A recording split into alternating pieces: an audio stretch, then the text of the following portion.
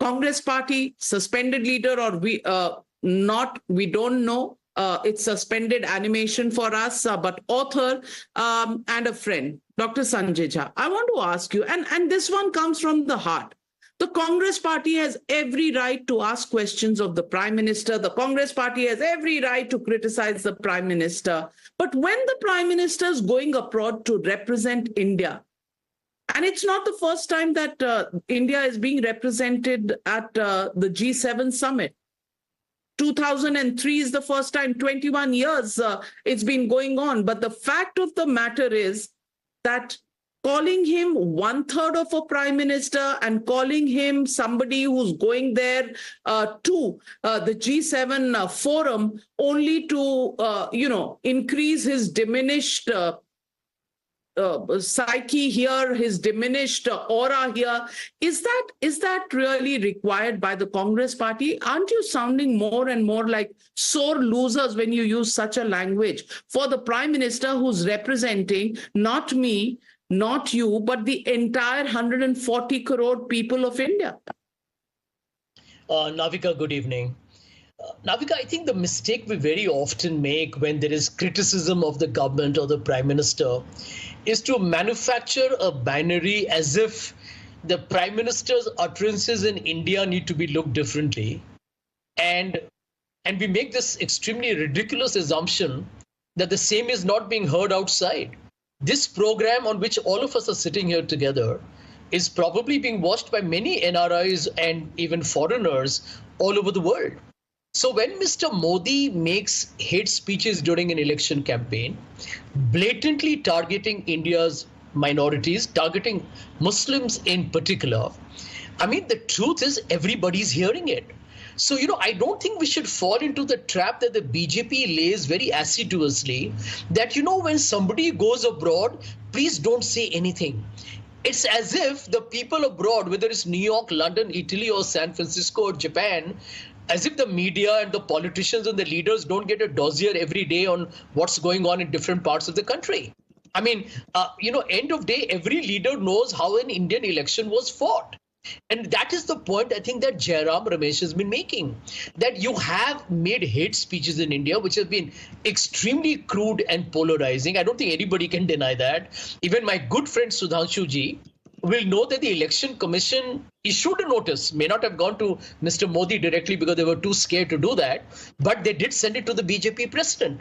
And that to me was an unprecedented event by itself, Navika, because no prime minister in our history had ever been accused of making provocative, disturbing, and very shall we say dystopian speeches that could have created an element of fear in many people across the country. And that is the reason why we need to worry. And may I remind everybody who's watching your show that Mr. Modi represents India. I don't think anybody's denying that. I may be a critic of Mr. Modi, and it's a known fact I am. I don't appreciate his politics, but he's the Prime Minister, and we all acknowledge that. But the Prime Minister also needs to know that august office comes with a responsibility. I mean, the viewers of your program, all the eminent panelists on your show have a right to expect a certain decorum from the Prime Minister. And because he has been so brutal in the way he's campaigned and the way his party has been over the last 10 years, I want to bring one point before I wrap up, Navika. I thought Mr. Modi making a speech in Bihar, where I come from, where he literally said that Tejasvi Yadav ke arrest ka countdown shuru ho gaya hai, was authoritarian. It was intimidating. And I'm sure Sudhanshu Ji, even if he defends it, does not in his heart agree with it. So the issues are authoritarianism, sectarianism, strongman image, but at what cost? Please win an election, but do it fair and square. I'm glad, Sanjay Jha, you said that he's our Prime Minister, because that's not what Jairam Ramesh says. He calls him a one-third Prime Minister. And Dr. Sudhanshu Trivedi, everybody watches and hears what is happening in India, so there is no need for anybody to maintain any civility, because sabko sab kuch pata hai. लेकिन हमें जो बचपन में सिखाया गया था, we were told that when you're at home you speak in a certain way, but when you go out and when there are outsiders, then you should watch the way you speak, you should watch the language you use. But that of course does not apply to the Congress party. They want to speak as they do at home. Similarly, they want it abroad. They will call the prime minister on a trip abroad only to boost his diminishing image. And Gaurav Gogoi will say that maybe people should accost him in Italy and ask him why he doesn't have a Muslim minister in his cabinet. घर में नहीं पूछा जैसे इन्होंने, इनको चाहिए कि इनकी वैलिडेशन जो है वो आए इटली से और बाहरी ताकतों से. Please respond Sudhanshu ji. Navika ji, in their perpetual penchant of recklessly abusing Prime Minister Shri Narendra Modi, but I am really astonished, estranged and with pain that Congress party has not spoken a single word about the disrespect of Mahatma Gandhi's statue in Italy by the Khalistanis, the self-proclaimed one and only exclusive copyright holders of the Gandhi legacy. They have not spoken a single thing. And they have come out with an audacity to criticize and abuse those things against Prime Minister on their so-called pretext of not representation of the minority and others and these types. It means they are ready to forget about country, others, even their own party legacy. They are ready to have no respect for Mahatma Gandhi. Otherwise, कम से कम कुछ तो जंतर मंतर पे आके या वो गांधी की प्रतिमा पे एक दिन का उपवास ही कर लिया होता. नहीं तो कम से कम इटालियन एम्बेसी को एक कांग्रेस का वो डेलीगेशन भेज देता. You have the audacity to pass a resolution on Congress working committee on Hamas. You have the audacity that Sonia Gandhi writes an article on Palestine and Israel issue, and the injustice is being done in the Israel-Hamas war, but not having even their entire lips are sealed when this is an issue. And previously it also happened in Washington. They kept mum. In Canada, there was a rally in which it was shown that Indira Ji was being bullet shot. They keep on supporting those who are sitting there. सोचिए किस level पे उतर आए हैं अपनी politics के लिए. But I would like to remind Sanjay Jha ji, this election was definitely a different. There is definitely seems to be a very peculiar chorus from abroad to here. Have you ever remembered that there was any election in which a billionaire in the outside has categorically said, I'm talking about George Soros, that I will spend $1 billion to bring down the Modi government? You are a quite senior fellow, well-read. Kindly remind me that election. Second thing, can you remind me that a very senior leader of Congress party, Mr. Shashi Tharoor, election was going in India, has written an article in Bangladeshi newspaper, Daily Star, with the heading, Modi has to go. Third, can you ever remind that a minister, senior minister level person of the ex-Pakistani government has not just given a statement, 2 and 3 tweets praising, and what the word he has used, BJP की सरकार जानी चाहिए, मोदी हटना चाहिए, फिर जो मर्जी हो कर लेंगे. In verbatim, in letter and spirit, exactly what the opposition was saying. And as far as the representation of Muslim is concerned, I would like to say that the Minority Affairs Ministry has been given to Mr. Kiran Rijiju, who is a Buddhist.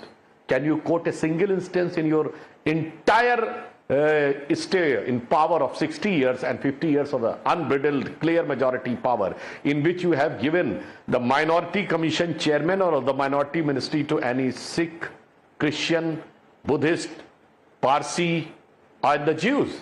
Can you tell me? And that's how, and on the pretext of the Muslim representation, out of 542 seats, as per 20% representation, kindly send me the name of 110 Muslim MPs. Kindly send me that biggest state, UP, out of 80, have you given 16? And in Maharashtra, not even a single. Out of 48, not even a single Muslim was given ticket. And now you have become holier than thou for the Muslims. Yes, we have given Muslims without any discrimination what was the requirement, but you are just for those who are always with the hardliner, who are always with the terrorist activities and with the criminal activities. One line I will say, हम अच्छे और सच्चे मुसलमान का साथ देते हैं जैसे doctor APJ Abdul Kalam, and I challenge you, आज the governor of Kerala Arif Mohammad Khan sahab के साथ इस्लामिक मामलों में कोई पॉलिटिशियन बहस करके दिखा दे, मैं उलेमा की बात नहीं कर रहा हूं, उनसे ज्यादा अगर आलिम फाजिल हो तो मैं जो कहिए मैं माफी मांगने को तैयार हूंगा। तो हमारे पास ऐसे हैं अच्छे और सच्चे, और आपके लिए है अपराधी और आतंकवादी। संजय झा, काउंटर। या शॉर्ट रिस्पॉन्स। सबसे पहले तो सुधांशु जी, डॉक्टर मनमोहन सिंह जो थे वो सिख थे और वो देश के प्रधानमंत्री थे। तो Congress party does not have to prove a point to anybody about its understanding and its support for the minorities in our country. Point number 2, आपको ध्यान देना होगा, चाहे आप माने ना माने, आप नकारिए, नजरअंदाज कीजिए, लेकिन आप सच नहीं बदलता। अयोध्या, फैजाबाद, वहां से आपको एक संदेश भेजा जा रहा है कि देश में यह सांप्रदायिक राजनीति आप बंद कीजिए। और वही जगह मैं समझता हूं कि भगवान राम भी आपसे नाराज और नाखुश हो गए। भगवान राम ने भी आपसे कहा कि प्राण प्रतिष्ठा के साथ राजनीतिकरण ना करें। और मुझे लगता है कि हम दोनों आदमी धार्मिक हैं, भगवान का हम इज्जत करें। और मैं समझता हूं कि ये आपके लिए एक राजनीतिक सबक है। तीसरी बात, आपने कहा कि how is the politics played out. मैं आपको इतना ही कहूंगा कि Sudhanshu ji, the prime minister not going to Manipur is something that you as a spokesperson of the party must question him. How long can you come on Times Now and defend that the prime minister of this country hasn't visited an important state, small, in the northeast, where more than 50,000 are homeless, over 200 are dead, and it's been over a year and the prime minister is missing in action? I mean, how can we be so tolerant of this? Okay, is beyond me. Sudhanshu Trivedi is responding. I was expecting that Sanjay Jha ji will give a rebuttal of what I am saying. And he has not even referred anything which I have said. I have spoken in response to what. Suddenly he has shifted from Italy to Manipur. I can respond on Manipur, just one thing. You have shut down one complete session on the pretext of 267, and when the issue of national capital territory issue, you have removed the 267 barrier. 267 for the viewers I will cite. They said that they will not allow the parliament to function because they want to have a discussion on Manipur. Stop all the functioning of the parliament.